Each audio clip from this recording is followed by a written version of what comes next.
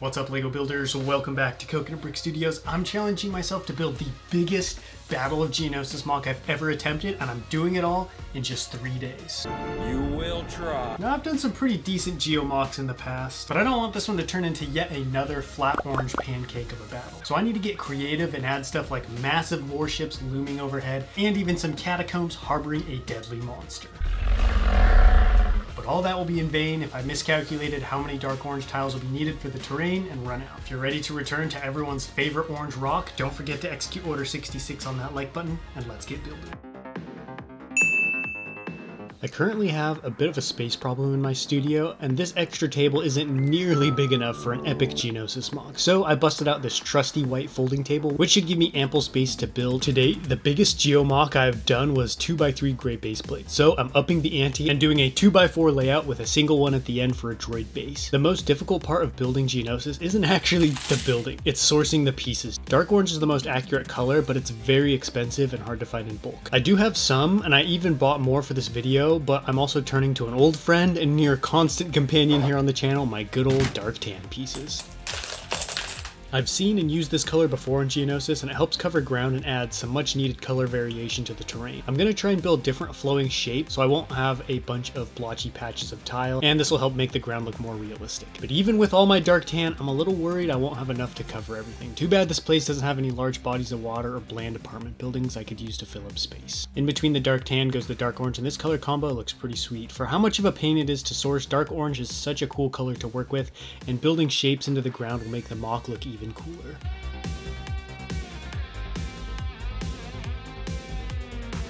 Unfortunately, my worst fears are starting to come true. I'm fresh out of tile, and there's still 3.5 blank base plates staring up at me, so it's time to call in some reinforcements, and maybe downsize the mock a little bit. Bought as much as my meager budget could afford, and got a decent amount of slopes for rockwork and pillars, but the main thing I need is tile, and 100 tiles sounds like a lot until you dump them out and it looks like this. And if that wasn't enough, this is all I have to work with for the rest of the mock. In order to take up space, I decided to switch gears and do some rockwork, since you know how that famous saying goes, when in doubt, rockwork it out, or something like that. I'm building a canyon wall on one side, and for how flat Geonosis can appear, there are lots of spires, mesas, and massive pillars dotting the landscape. Plus a massive arena for watching people get eaten, but we can save that for another day. And inside this mountain build, I'll drop some Easter eggs to the first battle of Geonosis and that very creepy, bizarre arc of Obi-Wan raising up the zombie queen in the catacombs.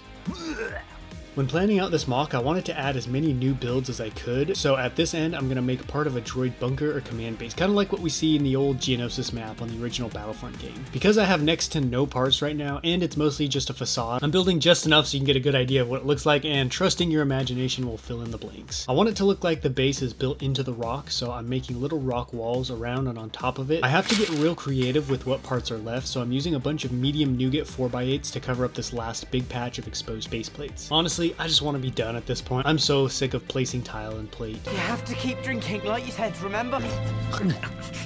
Even with those extra tiles, it's still going to be close, as I used all of them up in just this one patch. To cover up this last chunk of base plate, I pulled out an old Geonosis mock, which just barely fit, and to my immense relief, allowed me to get all the base plates covered. Now last, I can move on to building a bunch of pillar pieces with these big slope bricks that when connected together create a round sloped shape. The design comes to us courtesy of Solid Brick Studios. These large spires or pillars are one of the most iconic structures on the planet, so I made sure to include as many as I could, even throwing in some baby ones in between the big ones. I used to want to do a large-scale Geonosis battle, but this challenge has really killed that desire. Well, I was afraid it wouldn't happen, but the shell is complete, and it's time for some much more interesting and exciting building in day 2. Starting in the catacombs, beneath Geonosis are mazes of tunnels, chambers, and all kinds of horrors, so I'm building one inside of this mountain. Anybody who's played Republic Commando or ever watched the Clone Wars TV show know these are not a place to be unless there's absolutely no other option. So I'm going to have some of the Republic's finest battling a monster down here, but more on that later. For the droid base interior, I was thinking of a layout similar to what we see in the movies. Hollow tables at the center with computers ringing the edges. I remember watching Attack of the Clones as a kid, and honestly, one of the coolest things to me was the massive hollow table depicting the battle in real time. And now we can get to the good stuff, the ships and vehicles. I have a large Separatist core ship that is a must for the mock. Unfortunately, it's been in a box for a couple of years and needs some repairs. This is actually the LEGO Ideas Globe, which I turned into a core ship, and to date is one of the most fun challenge videos I've made. I'll link that at the top of this video if you want to check it out. I even built some mini SPHA lasers to bring it down. I was thinking of trying some forced perspective and having it blasting off into the atmosphere while trying not to get cooked by the Republic lasers. The last build is one of those clone command stations. I have the small one from LEGO's clone pack, but it's not even close to big enough for this video, so I'm gonna build my own. I don't remember what they look like super well, but from what I remember, it's just a dark red bowl thing with a bunch of computers inside, obviously, and some satellite dishes or something on the back. I started out with a pretty simple base and didn't really have a specific plan for what parts I was gonna use, so I just threw something together and adjusted it until I got something that looked good. Sometimes when building, if I don't have a solid design in my head, I'll just pull out one of my bins of parts and just start rifling through it until I find cool random pieces that I don't often use, see if I can figure out a way to incorporate them into the build. This looks really good on the battlefield, and I ended up including the smaller one too, you know, like when you show up for battle but your mom said you had to bring your little brother as well. My favorite inclusion in any Geonosis mock is the mighty dropship and ATTE, and I had to include its battlefront nemesis, the spider droid, as well. Then I sprinkled in some smaller dwarf spider droids as cannon fodder, since I don't know what else these clumsy droids would be good for. I tried to set up the core ship in the back on a trans-clear pillar, but it was way too heavy. I wanted to include my acclimator back behind the front lines, but it's just so big. Having it on the ground behind the clone forces looks pretty goofy, and just I couldn't figure out a way to make it make sense. So I think he'll just have to go back to the display shelf. I lost something once. Day 3 is obviously the most fun since I get to assemble the minifigs, set up jokes, and most importantly, not do any tiling. I have little known and well known Jedi leading groups of Phase 1 clones who definitely have the cooler armor over Phase 2's. The gunship needs some pilots, and this guy may need to hit the cardio simulations a little harder since he can barely fit. His co-pilot is everyone's favorite fig, the legendary commander/pilot.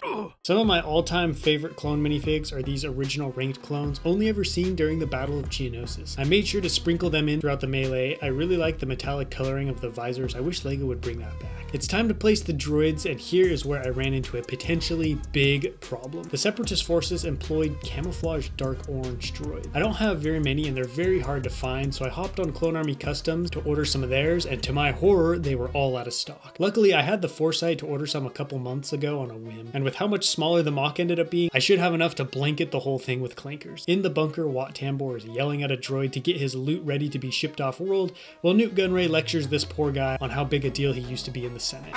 I threw in a few other random figs to fill up space in the obligatory crates, and I think it's time to don our helmets and ship out to the first battle of Geonosis. As a clone, you've been training your whole life for this moment. Cruising down to Geonosis in a massive acclimator, as soon as your boots hit the ground, it's a steady push towards the droid lines. Chaos is everywhere.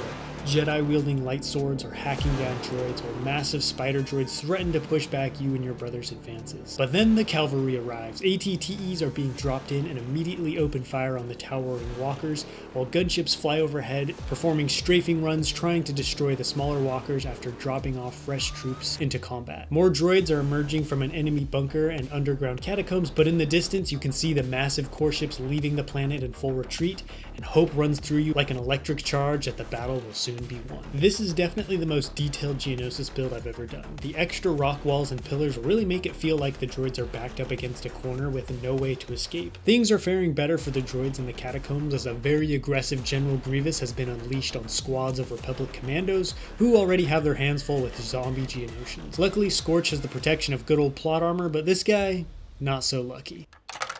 And of course, no matter how fierce the battle rages, you gotta stop for a lunch break turned pizza party with the boys.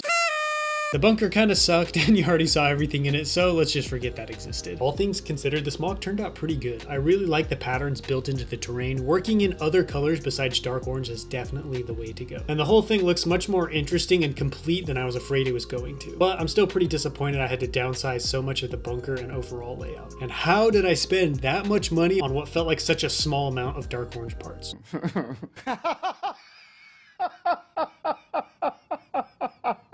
But my end goal was to build the biggest and most detailed Geonosis mock I've ever done, and I did, so I guess mission accomplished. Next week, I'm tackling a challenge that will be a lot more doable, involving some good old clone bases, but that wraps up this video. Let me know what you think of Geonosis down below in the comments, and I will catch you next time, but until then, happy building.